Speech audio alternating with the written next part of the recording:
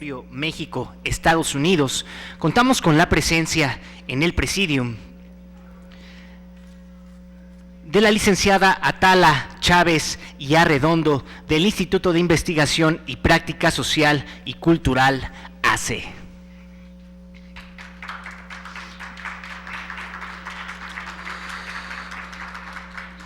La licenciada Atala del Rocío Chávez y Arredondo es licenciada en Psicología por la UAM Xochimilco. Se desempeña como coordinadora operativa del Instituto de Investigación y Práctica Social y Cultural, AC, y del proyecto Asamblea Popular de Familias Migrantes. Fue asistente de investigación en el proyecto El Movimiento Social en México, Elementos Estructurales, Evolutivos y Dinámicos en la Universidad Autónoma Metropolitana. Asimismo, contamos con la presencia en el Presidium de la maestra Yasmín Martínez Carreón. Ella es licenciada en Relaciones Internacionales y maestra en Ciencias Políticas con orientación en Relaciones Internacionales por la Universidad Católica de Lovaina, en Bélgica. Cuenta con un doctorado en Ciencias Sociales y Políticas en la Universidad Iberoamericana. Sus temas de investigación giran en torno a la relación bilateral México-Estados Unidos. Finalmente, contamos con la presencia de la maestra Gabriela Lima Mayorga. Ella es licenciada en Derecho por la Universidad Nacional Autónoma de México. Además, es maestra en Población y Desarrollo por la Facultad Latinoamericana de Ciencias Sociales, Flaxo, México. Ha trabajado en la Dirección General de Estadísticas de Gobierno, Seguridad Pública y Justicia del Instituto Nacional de Estadística y Geografía, INEGI. Sus temas de interés son los derechos humanos, migración de retorno, niñas, niños y adolescentes. Señoras y señores, sin más preámbulo, para dar inicio, escucharemos la ponencia de la licenciada Atala Chávez y Arredondo.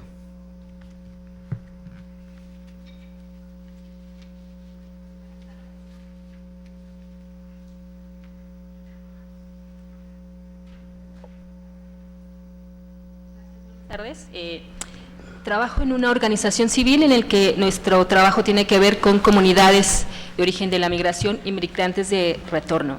En esta ocasión les voy a hablar del trabajo que estamos haciendo en 5 municipios, 2 en el estado de Puebla, 1 en Guerrero, 1 en Tlaxcala y un pequeño grupo que está aquí en la delegación Gustavo Madero. Todos ellos tienen en común que tienen uno o más familiares que han vivido o que están viviendo en Estados Unidos. Para nosotros ha sido importante hablar de estas comunidades, principalmente de las familias, porque todas ellas, además de tener en común el que tengan a alguien en Estados Unidos, en su gran mayoría están viviendo en el país vecino de forma indocumentada y están siendo separadas. Las familias están fragmentadas, están en una parte de viviendo en México y otra en Estados Unidos.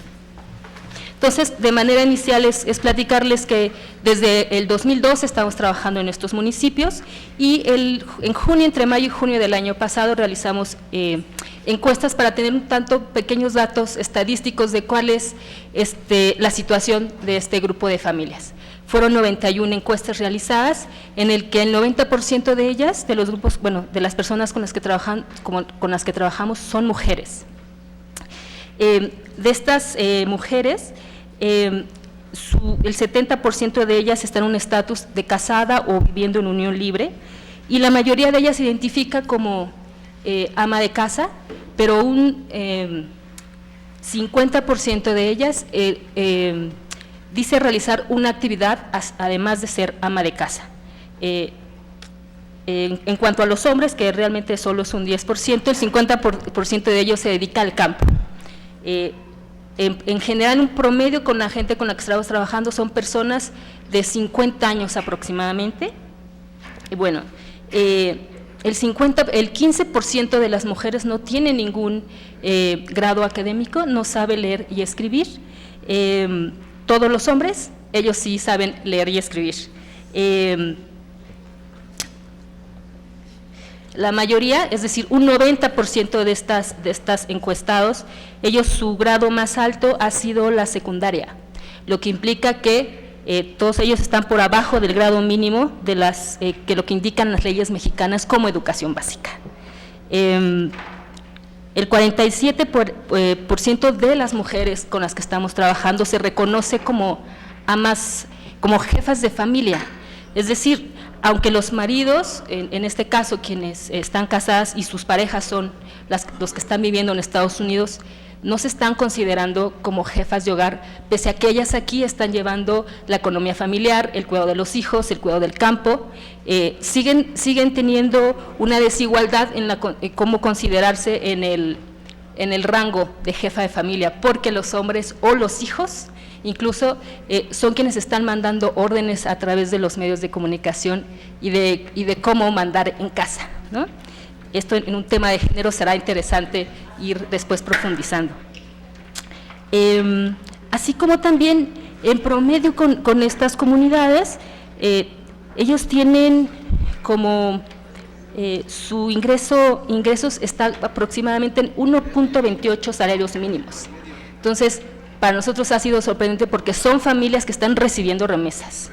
El 72% de ellas recibe remesas. ¿En qué se están ocupando esas remesas? Se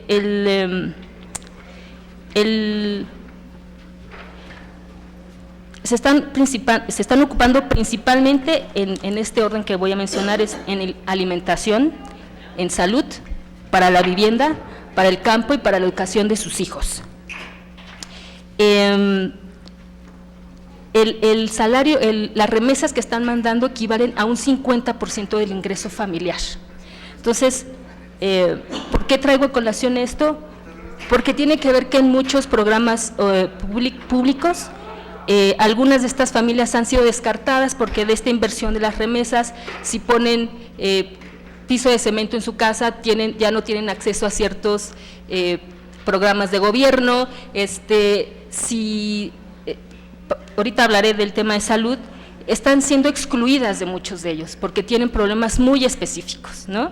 Ejemplo de esto es la salud. El 60% de ellas reconoce que tiene su acceso a la salud a través del seguro popular, pero 10% de ellas no reconocen ningún acceso público. Esto está muy relacionado que cuando les preguntamos que cuando se enferman o tienen una emergencia, ¿a dónde asisten? Solo el 10% asiste a cosas públicas. La gran mayoría tiene que ver que ocupan las remesas para ir al médico, para atender alguna emergencia, porque en las clínicas que hay en los municipios, algunas las abren 3 o 4 veces a la semana. Si se enferman entre semana, tienen que acudir forzosamente a un sistema médico privado, y de hablar de hacerse análisis clínicos o algún tipo de operación, eso literalmente queda fuera de poder ocupar alguna red de servicio médico público. Es ahí donde un gran porcentaje de las remesas se va, y no significa que el que no estén ocupando las familias el sistema médico es porque se están enfermando menos, sino que están ocupando otros medios económicos para poder subsanar esta emergencia o esta necesidad apremiante, ¿no? Se habla que el 60% de las remesas las están derivando al tema de salud. En cuanto al empleo, de las mujeres que nos comentan que es más o menos un 35% que está teniendo una actividad además de ser ama de casa, solamente el 33% de ellas está recibiendo un salario, es decir, son todas, bueno, un 75% se reconoce como madre, como su ocupación principal como ama de casa, y además de hacer otras actividades en lugar, en este caso serían artesanas y campesinas y comerciantes, solo el 33% de ellas está recibiendo un ingreso. Todo lo demás, incluso quienes están haciendo labor del campo, no reciben un ingreso como tal por ser campesinas, sino es parte de su labor como jefas de familia, como ama de casas. Y de quienes están recibiendo un porcentaje, tiene que más o menos en un promedio general es el 1.80% de salario mínimo.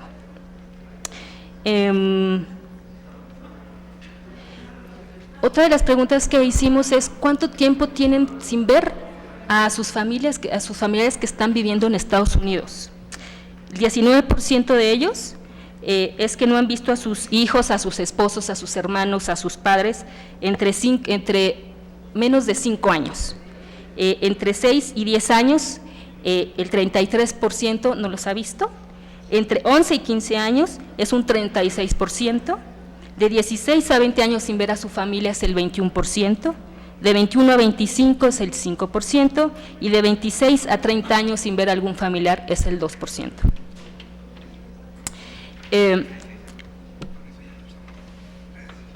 Ha sido complicado poder, cuando hablamos de familias migrantes, un debate que ellas nos han traído a colación es entender cuál es el concepto de familia, porque muchas veces el concepto se habla que es quienes están viviendo bajo el mismo techo, y si es eso, considerar si sus familias que están viviendo en Estados Unidos ya no son parte de ella. ¿Cuáles serían las características para poder entender el aquí y allá? Porque es muy curioso lo que es nuestra colación, era la pregunta de, es que yo no sé si a mi hijo lo considero, si sigue siendo parte de mi familia, porque tiene 10 años que no lo veo, porque en Estados Unidos ha hecho otra familia, porque no conozco a los nietos, porque no conozco a la nuera, y porque no sé cuándo va a regresar, porque ya no siquiera lo podría reconocer, ubicar que por lo menos en dos municipios de los que nosotros trabajamos no tienen acceso a internet.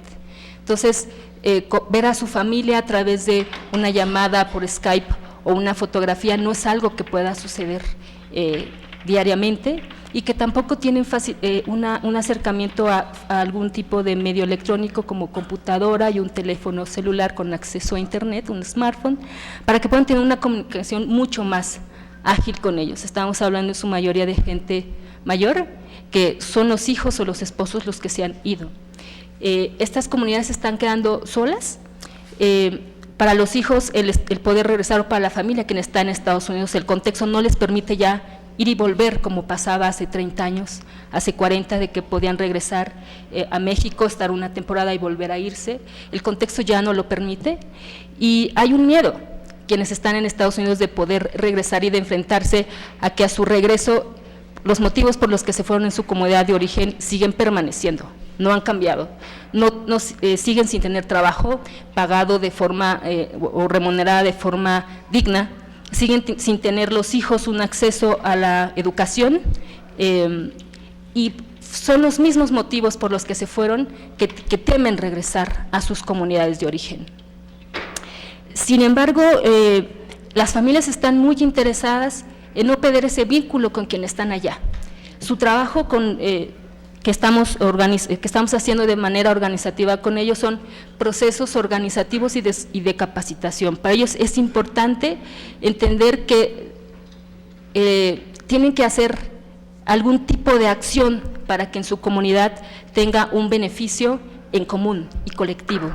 No saben si en algún momento podrán evitar que alguno de sus familiares piensen irse a Estados Unidos como una mejor opción de calidad de vida, o por lo menos que quien regrese, quien pueda ser deportado o quien quiera regresar de forma voluntaria, tenga las mínimas condiciones para permanecer de forma digna en su comunidad y no tener que volver a salir.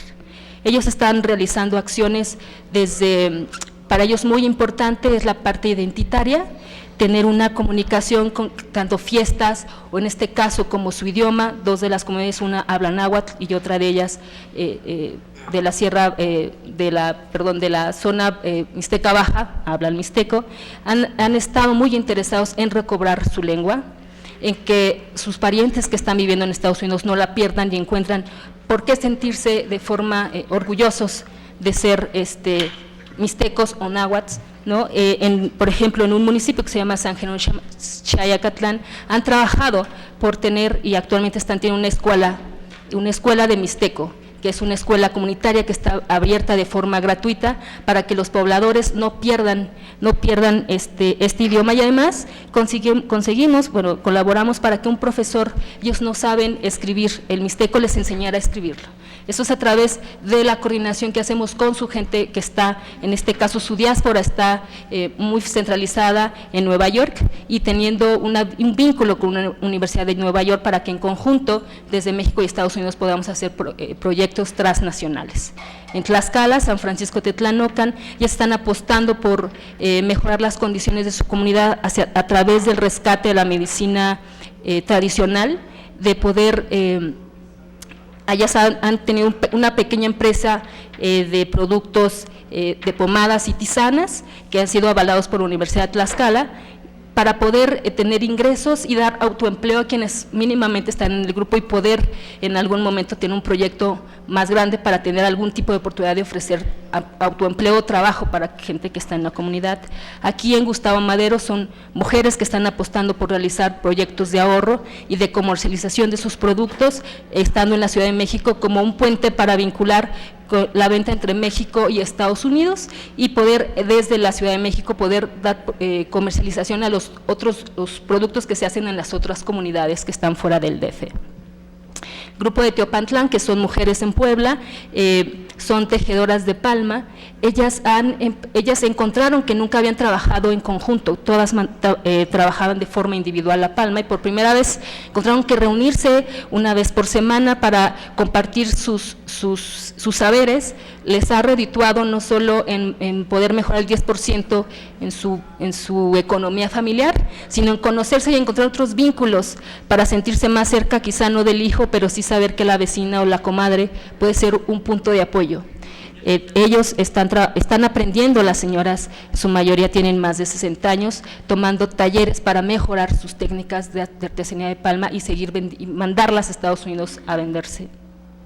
Y por último, en el municipio de Coyuca de Catalán Guerrero, en zona caliente, en mero tierra caliente, es una comunidad azotada fuertemente por la violencia, con presencia física del crimen organizado, pero donde las señoras apostaron por reunirse en un espacio público, en el kiosco de una comunidad, y no importando que el crimen organizado esté escuchando qué están haciendo, para ellas ha sido importante rescatar esos espacios y mandar un mensaje que lo que quieren trabajar es por la comunidad.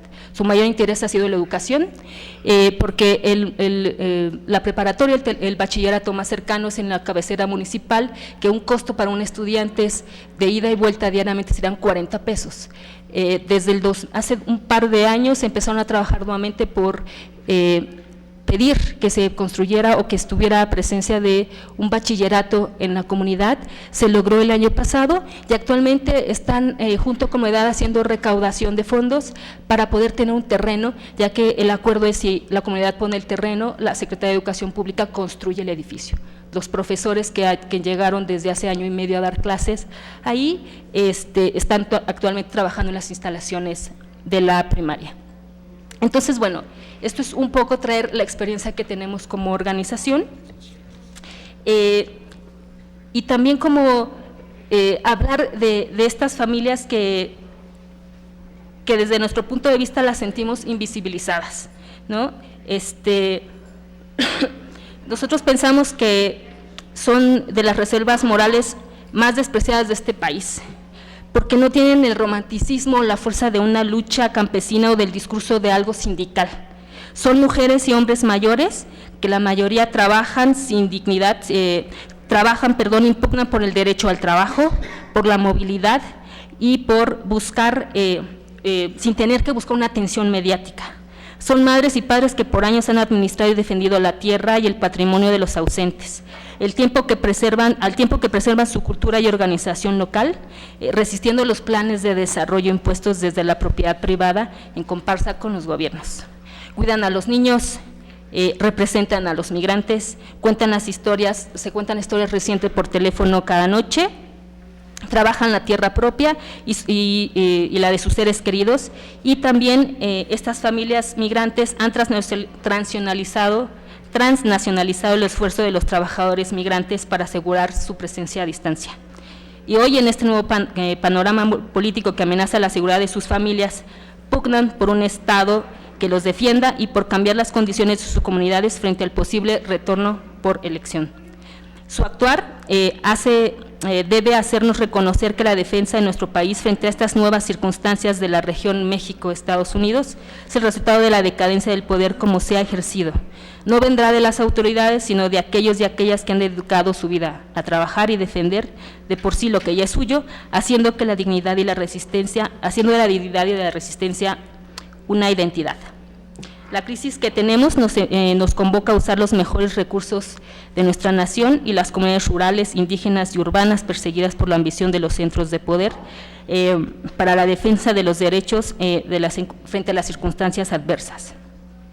Las personas migrantes mexicanas son una fuerza política de mediano alcance, pero en crecimiento en Estados Unidos, con más de 30 millones de hombres y mujeres. Si cada uno tiene de ellos 2 familiares directos en los últimos años que han defendido y preparando el derecho para su regreso. El alcance es mucho mayor en nuestro país, pero invisibilizado por el dominio de la alternativa de la lucha social, solo se encuentra cuando se tiene una posición ideológica frente al Estado. Pero la lucha de las familias migrantes por una dignidad sin fronteras se sostiene en el caminar organizado para resistir y hacer lo propio frente a un Estado descompuesto, y hoy tal vez nos toca hacerlo también de forma igual. Y recordar también que México y Estados Unidos no solo están ya marcando como políticas diferentes, sino si pensamos que de los próximos 10 a 15 años se piensa que 10 millones de mexicanos que viven en Estados Unidos van a tener, o hijos de mexicanos van a tener la doble nacionalidad, el contexto cambiaría y nos entenderíamos más bien, más que relaciones políticas, vernos como que México y Estados Unidos somos mucho más que eso, somos familia. Muchas gracias. Agradecemos la participación de la licenciada Atala Chávez y Arredondo. Damos paso a nuestra siguiente panelista, que es la maestra Yasmín Martínez Carreón. Tiene el uso de la voz, maestra. Gracias. ¿Sí se oye? Sí. Buenas tardes. Bueno, antes que nada quisiera agradecer a la senadora Lisbeth Hernández y a todo su equipo por habernos invitado a este panel. Y bueno, yo les voy a hablar un poco, gracias, sobre otro grupo de migrantes que serían lo que llamamos los jóvenes Dreamers. En un momento les voy a explicar quiénes son. Y este proceso de migración de retorno, que, bueno, en el contexto actual con el gobierno del presidente de Estados Unidos nos estamos enfrentando a un contexto de deportaciones masivas. Se habla de que más de 3 millones de indocumentados van a regresar al país. Tenemos el problema, obviamente, de la separación de las familias. A esos migrantes que son deportados hay que reinsertarlos económicamente, laboralmente y culturalmente en el país. También tenemos el problema de que muchos de estos migrantes que regresan no regresan a sus comunidades de origen, sino se quedan en las ciudades o en las ciudades fronterizas, esperando ya sea poder tener la oportunidad de regresar a los Estados Unidos. Si se quedan en la frontera, muchas veces es para estar en contacto con su familia que se queda del otro lado y tener oportunidad de verse a través de las vallas fronterizas.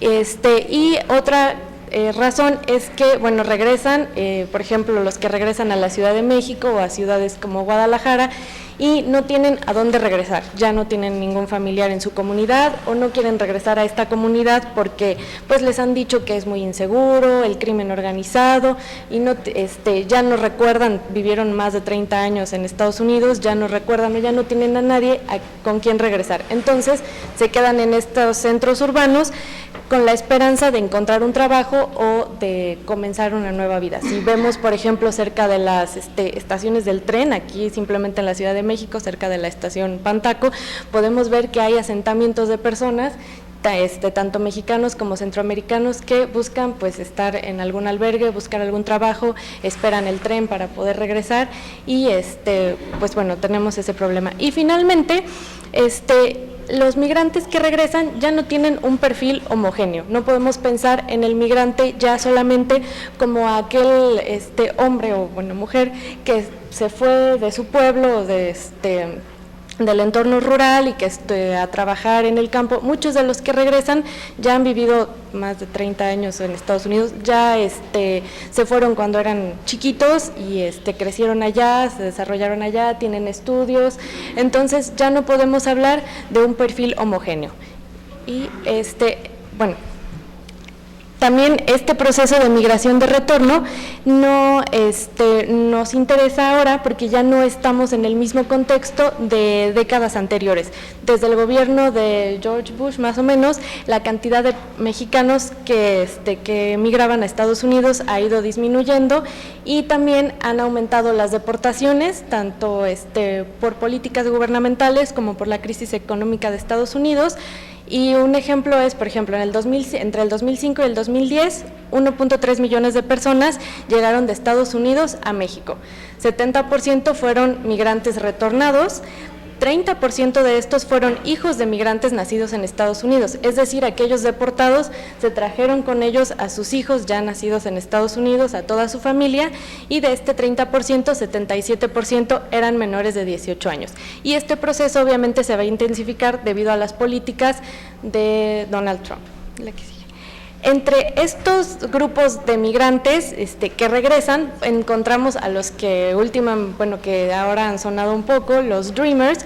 Se les llama así por una acción ejecutiva que se hizo durante el gobierno de Barack Obama en el 2012, que se llamaba Deferred Action for Childhood Arrivals, o DACA, y esta acción ejecutiva pretendía regularizar a todos aquellos jóvenes que habían llegado a Estados Unidos cuando eran pequeños, en este caso que hayan llegado antes de los 16 años y que hayan pasado por el sistema escolar de Estados Unidos. La justificación o digamos la premisa de esta acción ejecutiva era que estos niños que habían llegado ya eran tan americanos como cualquier otro americano porque habían pasado ahí toda su niñez, se habían socializado ahí, habían estudiado ahí. Entonces se les daba una oportunidad de regularizar su situación migratoria y ahí tenemos los requisitos que necesitaban para poder ingresar a este programa. Era ser menor de 31 años, haber ingresado a Estados Unidos antes de los 16, haber residido en Estados Unidos durante al menos 5 años seguidos y ser estudiantes, haber concluido el bachillerato o estar sirviendo en el ejército. En este caso, yo quiero hablar de los Dreamers, pero las cuestiones de las que vamos a hablar se extienden también a aquellos jóvenes cuyos padres son deportados y que a lo mejor ellos nacieron en Estados Unidos o ellos ya tienen una estancia legal en Estados Unidos, pero como sus padres son deportados, ellos deciden traerlos de regreso a México. Y lo que quisiera abordar en este caso sobre los Dreamers es el proceso de reintegración que necesitan para poder estar aquí en México. Digamos que en el contexto actual la relación bilateral México-Estados Unidos está bastante tensa, no sabemos qué vaya a pasar con las políticas migratorias del presidente Donald Trump, no podemos, al menos desde México no se puede impedir que se realicen estas deportaciones, entonces lo que se puede hacer es tratar de reintegrar a los diferentes grupos de migrantes. En este caso quiero enfocarme en los jóvenes que tienen ciertas características específicas que no entran en la idea que nosotros tenemos como del migrante rural. La que sigue, por favor. Para entender un poquito, quiero hablarles de la construcción de la identidad. Esto es así como un poquito teórico, nos vamos un poquito a la teoría. Cómo estos jóvenes han construido su identidad en los Estados Unidos. Cuando los migrantes, cuando un migrante decide irse de México hacia Estados Unidos, se lleva con él toda su cultura, sus tradiciones, sus prácticas sociales, su idioma, y bueno, se llevan a los niños pequeños, por ejemplo, pero al estar en Estados Unidos, aunque tú te lleves todas tus prácticas sociales, institucionales, etcétera, esas prácticas no tienen un contexto en el cual aplicarse. Entonces, ese tipo de prácticas se pierden y solamente se transmiten ciertos valores que están en el seno familiar. Entonces, bueno, sí se habla en español dentro de la casa, sí se siguen ciertas tradiciones, las fiestas, pero el contexto social e institucional no se puede transmitir porque ese contexto se dejó atrás. Entonces, bueno, los hijos van a crecer con sin ese contexto social e institucional, sino que ellos van a ir a socializar en Estados Unidos, en el sistema educativo de Estados Unidos, en inglés. Y aquí entra la importancia del sistema educativo. El sistema educativo, tanto de México como de Estados Unidos, es un sistema nacionalista y que pretende mantener la cohesión social y fortalecer al Estado. Y bueno, en Estados Unidos tiene el inglés como lengua de enseñanza. Entonces, cuando un niño pasa por ese sistema escolar, crece obviamente, por ejemplo, pues como aquí aprendemos, no sé, la independencia de México, la Revolución Mexicana, pues un niño que vaya a la escuela allá va a hablar de la Guerra de Secesión, cuando se independizó Estados Unidos, y ese tipo de cosas que hacen que se sienta identificado con el país y con la sociedad en la cual está viviendo, y con ese idioma también. Eso nos lleva a una transferencia de lealtad, aunque ellos saben que son mexicanos, que nacieron en México y que muchas veces no se avergüenzan de sus raíces, están orgullosos de ser mexicanos, pero al mismo tiempo ellos viven en Estados Unidos y para ellos Estados Unidos es su hogar, su país. Y porque México, aparte de lo que les puedan decir sus papás o sus familiares cercanos, ellos no tienen una noción. Para ellos México es como un cuento, una historia, una tradición que no les pertenece realmente. Y bueno, de un estudio que se realizó hay como testimonios de niños a los que se les pidió, niños de primaria a los que se les pidió que escribieran allá en Estados Unidos qué significa para ellos América o Estados Unidos. Y bueno, pues decían que me gusta mucho este país porque la gente es ordenada, porque se pueden hacer muchas cosas, porque puedo estudiar, porque después voy a ser policía, América es fantástica, cosas así. Y no están renegando como de su nacionalidad, pero ellos pues ya han transferido esa lealtad a los Estados Unidos, y eso es lo que le podemos llamar una identidad compleja. Y abajo pues les pongo que en este caso, para la reintegración, sobre todo de los niños, que bueno, no es el tema en este caso, es importante que el sistema escolar mexicano esté preparado para recibir a este tipo de niños, o sea, que que no han sido socializados o escolarizados en ese sistema y que no conocen ciertas cosas que a nosotros nos pueden parecer muy simples, muy básicas, pero que ellos pues no las han aprendido. La que sigue, por favor. Entonces, bueno, ahora sí, hablando de estos jóvenes Dreamers que normalmente ya son mayores de edad, se presentan muchos retos para su integración porque sufren desarraigo de identidad. En primer lugar, se siente una frustración porque el que consideraban su país, o sea, el que le habían dado su lealtad como país, los rechaza y los regresa a un lugar que no conocen. Entonces, este es el segundo punto. Ellos no conocen México, ellos solo conocen México. Si tuvieron la oportunidad de venir a visitar en algún momento, pues bien, pero muchos de ellos, como mencionaba acá la licenciada, no pueden venir tanto por el contexto o porque no saben si después van a poder regresar. Entonces, es un país que no conocen ni geográficamente, ni culturalmente, ni institucionalmente, o sea, ni siquiera saben como que a dónde voy para sacar mi identificación, o aquí la licencia de conducir es la identificación, o sea, cosas que a nosotros nos pueden parecer una cosa muy simple, ellos no están familiarizados.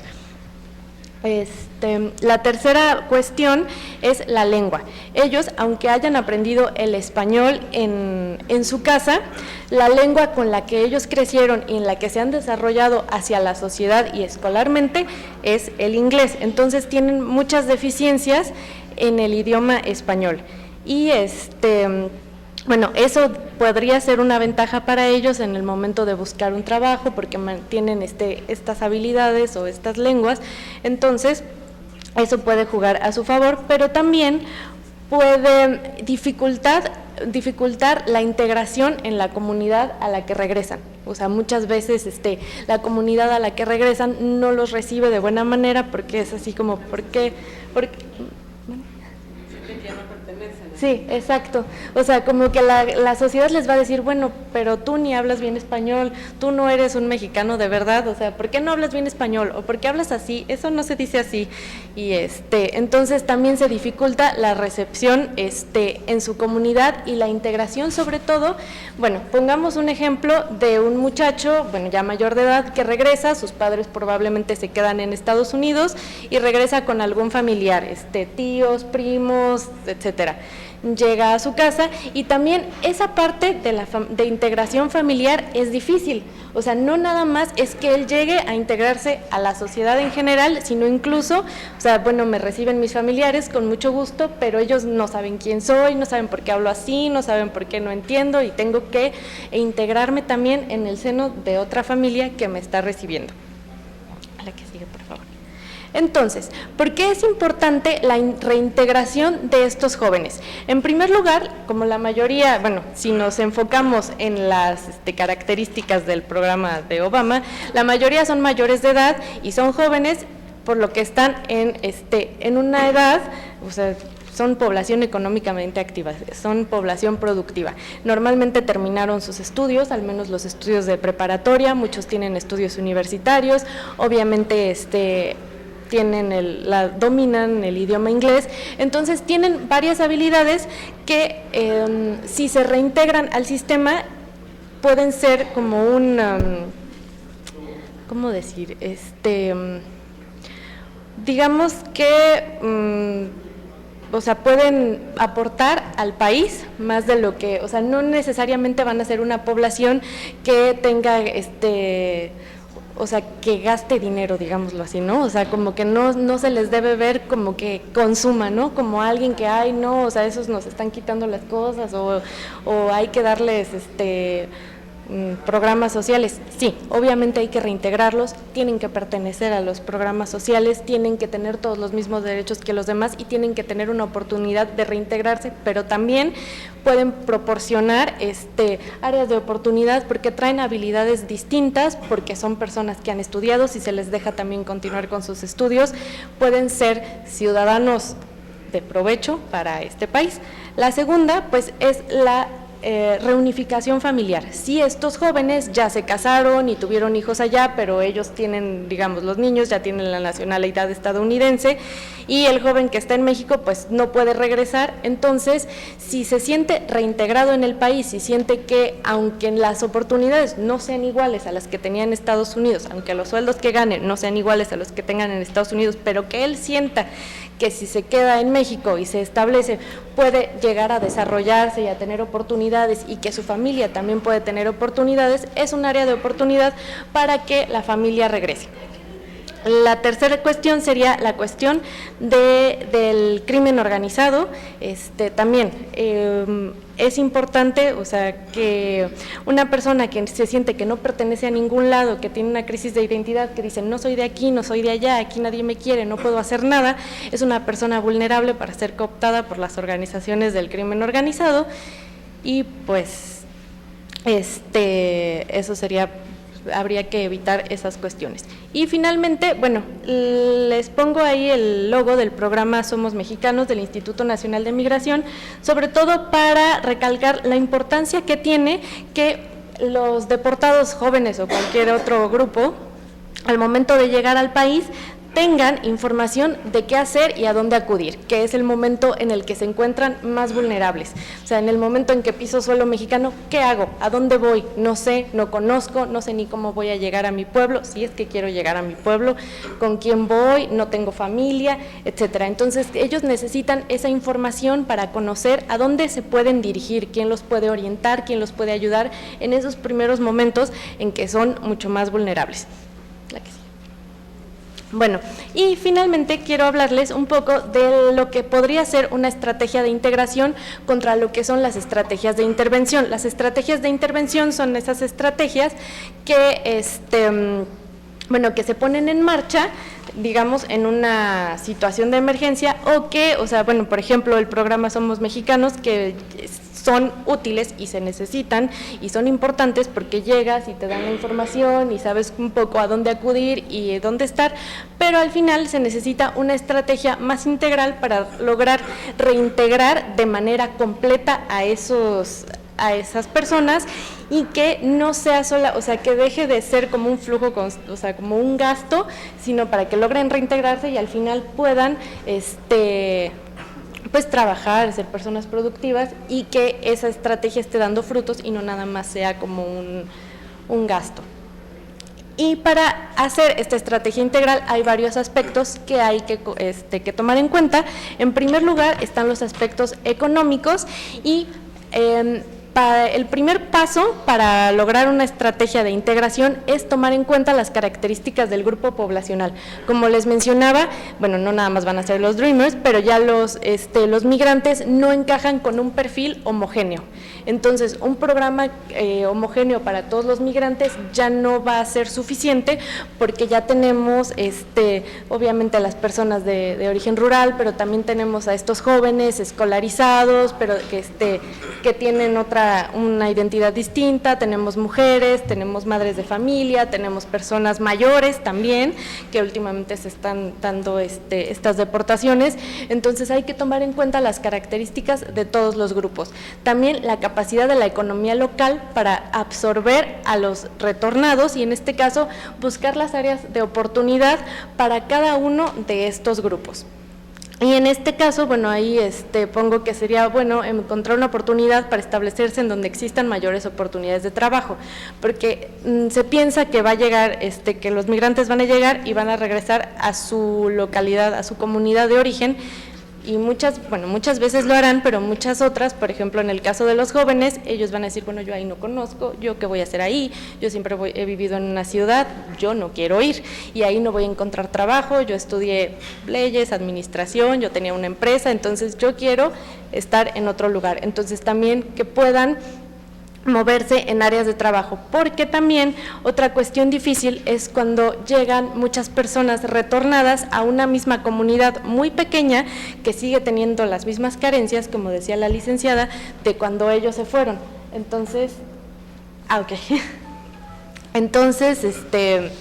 pues se desborda la capacidad de esa comunidad para recibir a esos migrantes y habría que tener en cuenta otras cosas.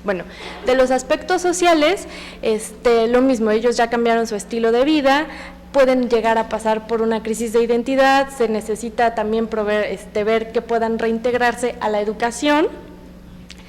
Y en la cuestión política es importante tomar en cuenta la respuesta de la sociedad civil.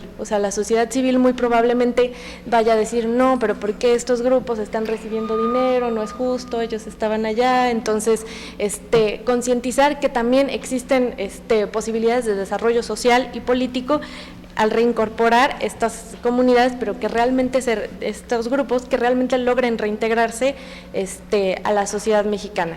Y finalmente todo esto nos da que una estrategia integral nos da tendría oportunidades de creación de empleo y promoción de estas oportunidades, concientizar sobre el desarrollo político y el cambio social, que haya oportunidades educativas, servicios de salud, asistencia social, orientación laboral y también psicológica. Y pues les dejo los créditos de las imágenes y les agradezco mucho esta oportunidad. Gracias. Agradecemos las aportaciones de la maestra Yasmín Martínez Carreón y damos paso a nuestra última panelista, es la maestra Gabriela Luna Mayorga. Tiene el uso de la voz, maestra. Gracias. Antes que nada, agradezco a todos su presencia y a la senadora, muchas gracias por la invitación al Congreso. Y es un placer para mí compartir con ustedes la mesa. Muchas gracias. El tema del cual yo les voy a hablar un poco el día de hoy es acerca de los niños migrantes de retorno provenientes precisamente de Estados Unidos. La siguiente, por favor. Bueno, sabemos, como ya más que mencionó la migración es un fenómeno dinámico en el que se buscan mejorar las condiciones de vida y aumentar, en primer lugar, el bienestar de la familia, como un núcleo principal de la sociedad. México ha sido uno de los principales actores dentro del escenario de la migración internacional. Como sabemos, miles de migrantes salen del país para dirigirse principalmente a los Estados Unidos. Si bien es cierto, el retorno no es una opción próxima para muchos de los connacionales que viven en Estados Unidos, en los últimos años se ha observado el incremento considerable, vinculado, como ya lo mencionó la maestra, con el aumento de las deportaciones y las condiciones económicas desfavorables que se viven en este país. Bueno, ha habido de igual manera una gran diversificación de los individuos que participan en estos flujos migratorios, como ya también lo mencionó la licenciada Atala, el incremento de la participación de las mujeres dentro de este flujo y ahora una importancia primordial que se le da a la incorporación de los niños, sobre todo en este momento de crisis. La siguiente, por favor. Bueno, ¿quién es un niño? Mi grupo poblacional está centrado en ellos. Para la Convención sobre los Derechos del Niño, ellos mencionan que todo niño es un ser humano menor de 18 años de edad, salvo que por virtud de la ley sea aplicable, haya alcanzado la mayoría de edad. En correspondencia a este artículo, la Ley para la Protección de los Derechos de las Niñas, Niños y Adolescentes está en concordancia con lo que marca la Convención. Sin embargo, precisa algunas categorías con respecto a los niños. Primero hace dos grupos, niños y niñas que son hasta 12 años incompletos, y el siguiente grupo son los adolescentes, desde los 13 años cumplidos hasta los 18 años cumplidos. La siguiente, por favor.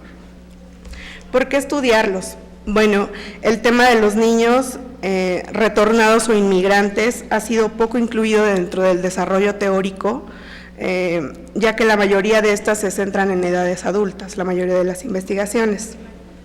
Y por lo tanto estas investigaciones se encuentran limitadas con respecto al conocimiento que se tiene de los niños, y pues por ello es importante abordar este tema.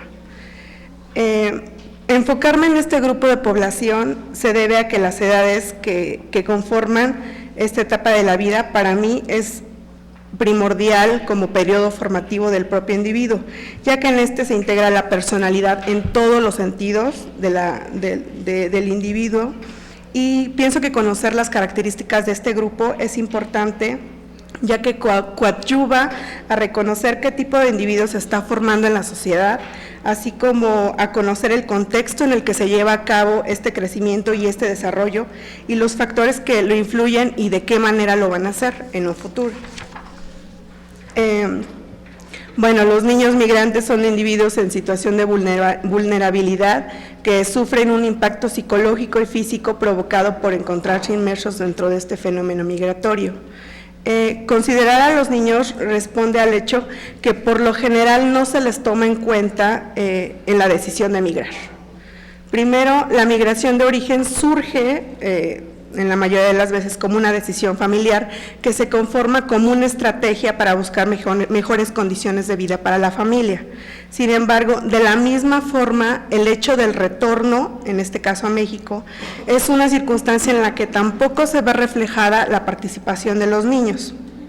En el caso de la deportación, generalmente esta viene acompañada de la separación familiar y, como lo mencionaba también la maestra, la integración a un nuevo hogar de acogida en el que se encuentra siempre presente el reto que tienen ellos de integrarse a un ambiente totalmente desconocido al que ellos están acostumbrados, en donde afrontan una realidad distinta a la que ellos viven y que es desconocido para ellos a una tan corta edad. Tampoco se puede dejar de mencionar la migración de la que son objeto y también que se les considera extranjeros siendo aún retornados.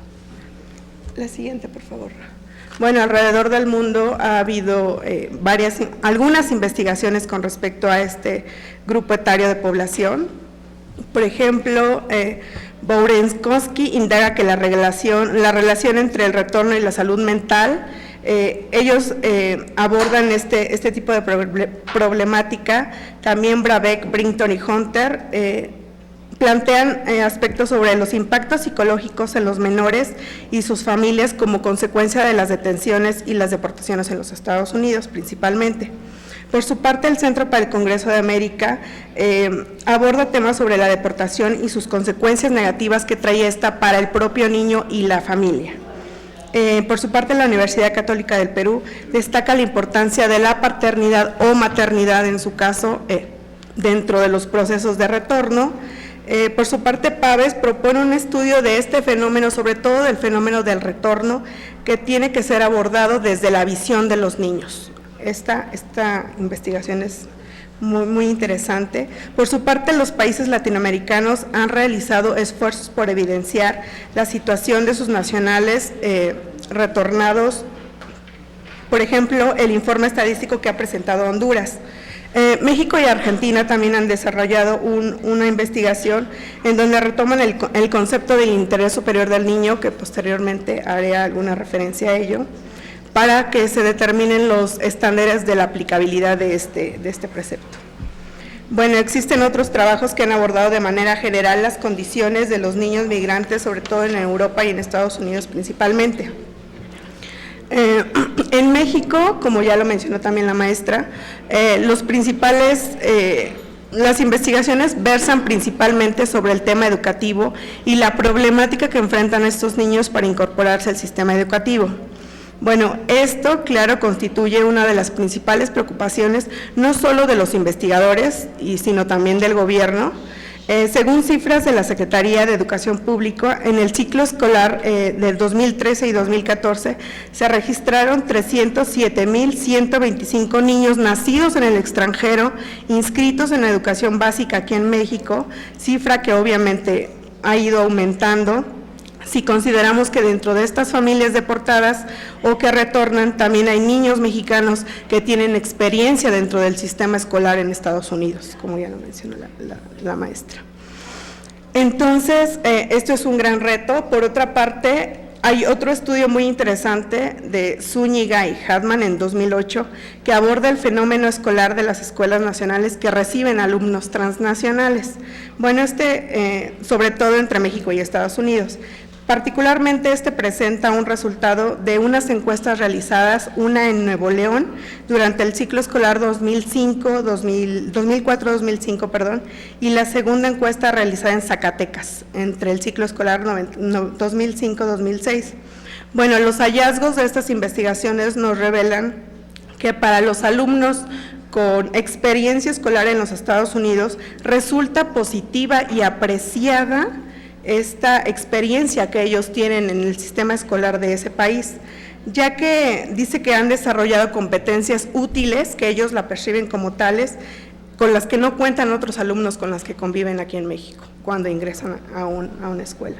Además, se refleja cómo la escolaridad transnacional, para ellos no solo implica hablar otra lengua, ni formarse otra identidad social y nacional o darse sentido de pertenencia a cierto grupo.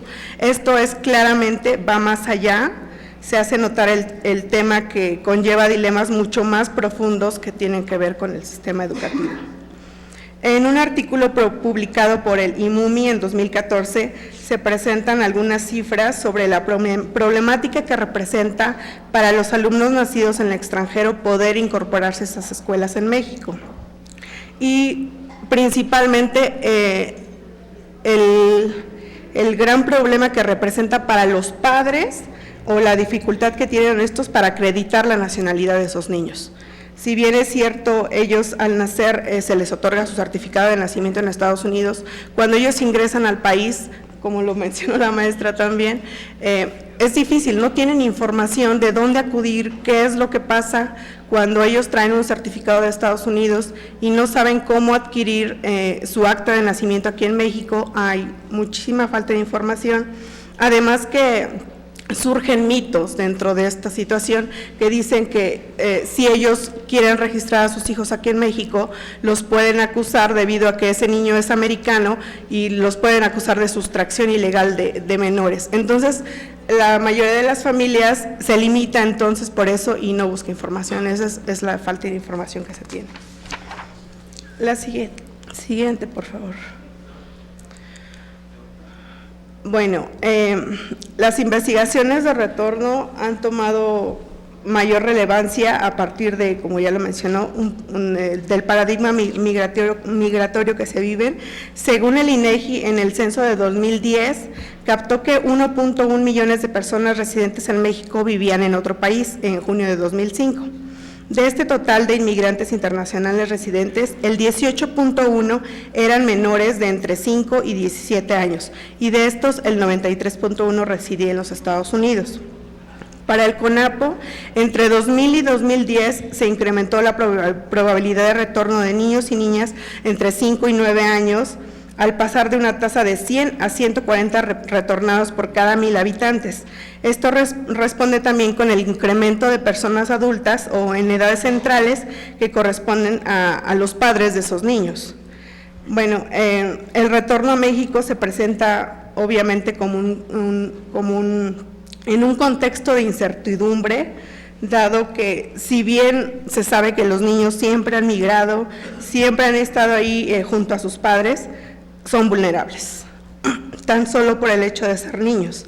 Entonces, esta vulnerabilidad se da principalmente en cuestiones económicas, sociales y familiares. Del mismo modo, se puede decir que este retorno responde a esas mismas condiciones de incertidumbre, cuando el niño se enfrenta a una separación familiar en primer momento, o bien sale deportado del medio desconocido hacia un ambiente desconocido, como ya lo mencioné, donde se enfrenta a la dificultad de socializar y familiarizarse tan solo con la familia de acogida que los recibe aquí en México, en el lugar de origen, y esto genera varios distanciamientos y dificultad de adaptación de sus propios niños. Por ello, las familias en condiciones migratorias se ven forzadas a decidir el regreso, en el mejor de los casos juntos, en el que ellos pueden decidir, antes de que alguno de nuestros miembros sea deportado, nos vamos, regresamos a México. Entonces, hacia el lugar de origen, o arriesgarse, o quedarse y arriesgarse a la separación de los hijos nacidos en Estados Unidos. Bueno, lo anterior partiendo del hecho de que se puede decir que el retorno, en la mayoría de los casos, y es la realidad, no existe la posibilidad de esta decisión entre retornar o no retornar, y son deportados los niños y se quedan en una vulnerabilidad total al enfrentar esta separación familiar. Bueno, también la migración de retorno de niños se conforma como un retorno transgeneracional, ya que se tiene la presencia de aquellos hijos o nietos que son enviados a México por sus padres o sus familiares, niños sacados de su medio conocido, como ya lo mencioné, para incorporarlos a un medio desconocido. Y esto forma parte también de una dura decisión familiar en el que se busca brindar a los niños en primer momento una estabilidad, pero que muchas veces los coloca en un mayor estado de indefensión al sacarlos del medio en el que ellos se desarrollan. La siguiente, por favor. Bueno, los datos que les voy a presentar son datos muy generales sobre una investigación que realicé. Es totalmente sociodemográfico. Creo que mi investigación puede ser muy complementada con la de la maestra. Esta información, bueno, la siguiente, por favor. El objetivo de esta parte de la presentación es describir de manera muy general las condiciones de los niños retornados procedentes de los Estados Unidos, analizando algunas de sus características sociodemográficas. Bueno, la fuente de datos que utilicé para realizar esta investigación es el Censo General de Población y Vivienda 2010, cabe aclarar esto, en el que se utilizan dos cuestionarios,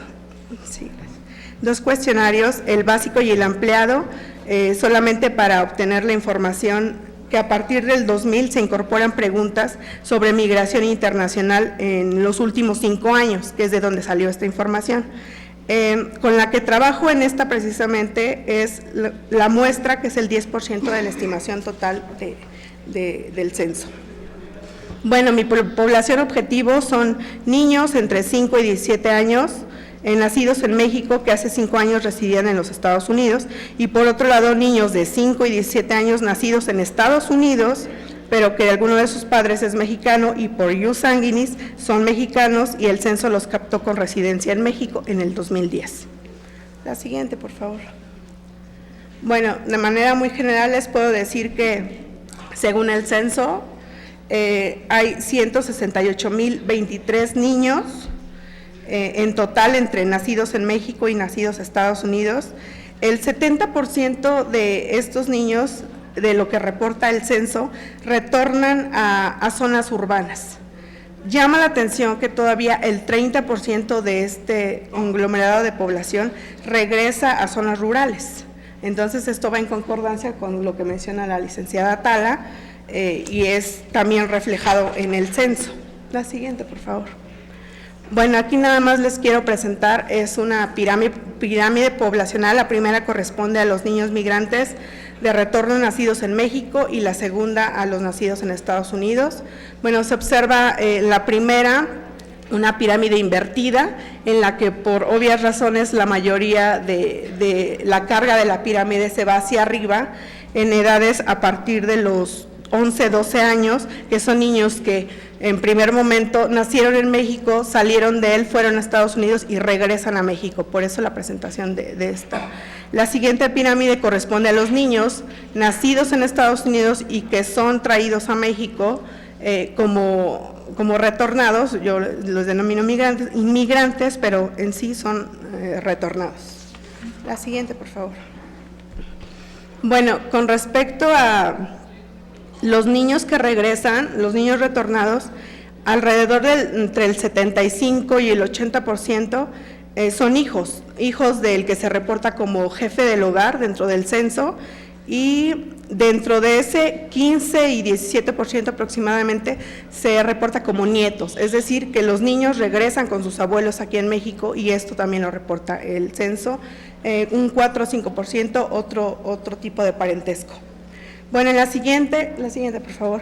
Nada más es para mostrarles la mayor presencia que hay de las madres que viven con los niños aquí en México y la ausencia del padre que se tiene, porque generalmente ellos se quedan en Estados Unidos para poder generar ingresos. La siguiente. Bueno, con respecto al uso de los servicios de salud, claramente, como le mencionó también la licenciada Atala, no suelen ellos utilizar los servicios de salud o asegurados por el Estado, sino generalmente ellos acuden a servicios privados para tratarse alguna complicación. La siguiente, por favor. Con respecto a la asistencia escolar, la mayoría de los niños que se reportan asisten, pero eso no lo puede decir el censo, no viene tan específico, pero por otros estudios les puedo decir que los papás optan por meter a los niños a escuelas particulares, dado los problemas que para ellos representa incorporarlos a escuelas públicas aquí en México. La siguiente, por favor. Bueno, mencionarles también que la escolaridad de los padres, para la madre se tiene alrededor de entre 6 y 7 años de escolaridad, que es apenas cubrir el umbral de educación básica, en México, y para el padre, para el caso del padre, es aún menor, entre 4 y 5 años de escolaridad que se tiene. Bueno, este último cuadro les quiero presentar. En esta investigación hice un tipo de clasificación en el que se presenta el tipo de hogar y las condiciones de vivienda en las que se encuentran los niños cuando retornan a México.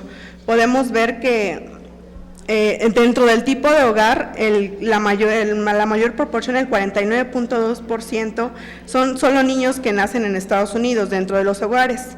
El 27.2% corresponde a solos niños nacidos en México, que en estricto sentido serían los retornados, y hay un 23.78% de hogares que tienen niños nacidos en ambos países, o sea, son hogares mixtos.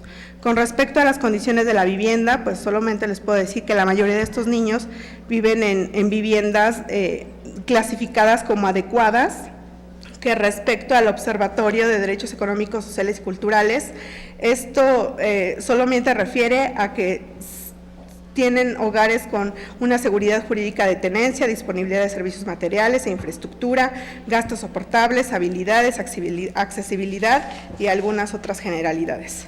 Bueno, la siguiente, por favor. Bueno, como conclusión les puedo decir que hay una gran incertidumbre con respecto a la magnitud del retorno que se tendrá. Sin embargo, hay que tomar en cuenta que más allá de las cifras que podamos obtener, estamos hablando de personas que tienen una fuerte carga emocional. Esto se los implica el retorno y esta fuerte carga emocional sobre todo se refleja dentro de la familia y más aún dentro de los niños. Sobre todo el principio, con respecto al interés superior del niño, se puede decir que al encontrarse inmersos dentro de esta travesía migratoria, se encuentran expuestos a diversas circunstancias de riesgo, como la violación de su derecho a la integridad física y emocional, el derecho a la libertad, el derecho a la salud, derecho a la educación, el derecho a su sano y libre desarrollo. Por eso resulta sumamente relevante abordar la situación de este grupo de edad, no solo en México, sino en todo el mundo. Bueno, al enfrentar el regreso al país con una variedad de contextos, puede ser primero con la carga de haber sido deportados, después de haber firmado una orden de retorno, con miras a una reunificación familiar, o haber sido expulsados, deportados sin mayor circunstancia, o bien regresar a México con sus hijos nacidos en Estados Unidos, que como ya lo mencionó la maestra, implica mucho más conflictos. Bueno, cualquiera de las antes mencionadas denota que este fenómeno del retorno a México conforma un principal segmento de la población con necesidades educativas y laborales específicas. La siguiente, por favor, y la última. Bueno, ¿qué necesitamos? Creo que seguir trabajando a mayor profundidad sobre los diversos temas relacionados con la migración de retorno de los niños, además de mejorar los medios de captación de información respecto a las personas que se encuentran en esta situación, ya que no existe una base de datos clara que nos permita de manera específica indagar a mayor profundidad sobre estos temas. Y bueno, respecto al gobierno, creo que enfrenta un reto financiero y administrativo muy fuerte. Si bien es cierto, se han hecho muchos esfuerzos, hay que redoblar esos esfuerzos para poder respetar sobre todo el interés superior del niño y poder trabajar para generar políticas de protección que vayan orientadas con la protección de sus derechos de integridad física, como ya lo mencioné, y todos los demás. En la medida en la que esto se pueda incorporar, creo que estos aspectos en las agendas públicas será notorio el verdadero compromiso que tiene el gobierno mexicano, no solo el gobierno de México, sino en conjunto con el gobierno de los Estados Unidos. Muchas gracias. Agradecemos a la maestra Gabriela Lima por las investigaciones compartidas y para dar los comentarios finales, cedo el uso de la voz a la senadora Hernández. Gracias. Yo creo que hay un problema que estamos viendo, es precisamente este retorno de las familias migrantes. Y es un tema que nos debe ocupar hoy que están aquí compañeras presidentas de los congresos locales. Hago énfasis, por ejemplo, el caso de Zacatecas, el caso de Puebla, que refleja un gran número. Claro, también el caso que vemos en Tamaulipas, por supuesto. Y bueno, creo que todos los estados hay ahorita una problemática, ¿cómo recibirlos?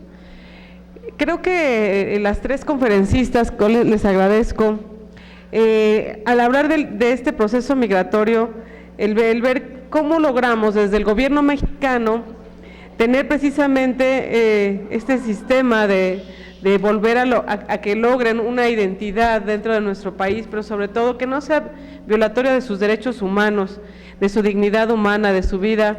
Y esa es una tarea que hemos visto en la Embajada de México en Estados Unidos y de los consulados. Hay ahorita un recurso ya para los consulados para redoblar la capacidad legal de ayudar a las familias migrantes. Por supuesto que es muy importante el tema de los niños migrantes, de cómo regresan, y ya lo que comentaban, que la familia de condiciones migratorias deben de ir juntos, se quedan unos allá y otros acá, y ese es el peligro de ver la desintegración familiar y que el gobierno le pueda ofrecer las mejores oportunidades de retorno, pero además a un lugar donde vemos aquí que es una fuerte carga emocional, que puedan tener las condiciones de estudio, de trabajo, de salud, de volver a tener aspiraciones de continuar con una vida próspera, no solamente con un sueño americano, porque ellos, pues bueno, mencionaban aquí que llevan, hay niños que vivieron ya, que no conocen México y que nacieron allá y que su regreso es muy difícil porque no tienen una identidad mexicana. Y también los años que pueden pasar, aquí veo la 33% de 15 a 20 años, ¿no? Es una cifra muy alta de cómo se dejan de ver las familias. Entonces creo que estos temas que ustedes nos han compartido, tenemos que hacer un apoyo a la reintegración familiar, a esta crisis de identidad que hay, a buscar en esta deportación las áreas de oportunidad de trabajo con una estrategia integral. Yo comparto mucho aquí las anotaciones que ustedes hacen, esta dificultad que se les da en socializar en estas familias de acogida y lo difícil que es regresar a un lugar donde pues estuvieron alejados por tanto tiempo. Aquí es importante cuidar a estos menores que están siendo deportados y que hemos pedido que se revisen los protocolos de inmediato, que puedan ser entregados a las abuelas, a los tíos, a las familias más cercanos, porque hemos visto un problema serio de que se quedan en trámite de adopción con familias norteamericanas, y eso es muy, muy importante que no estemos soslayando que estos niños regresen a vivir con sus familias mexicanas. Pues bueno, yo les agradezco mucho, aquí nos dejan mucha tarea. Por supuesto que vamos a encaminar los esfuerzos de cada una de ustedes, maestra Chávez, maestra Martínez, maestra Lima, por sus estudios de investigación y que podamos nosotros dar nuestro mejor esfuerzo en la política exterior mexicana para ayudar a nuestras familias migrantes y que puedan retornar con mejores condiciones de vida. Muchas gracias.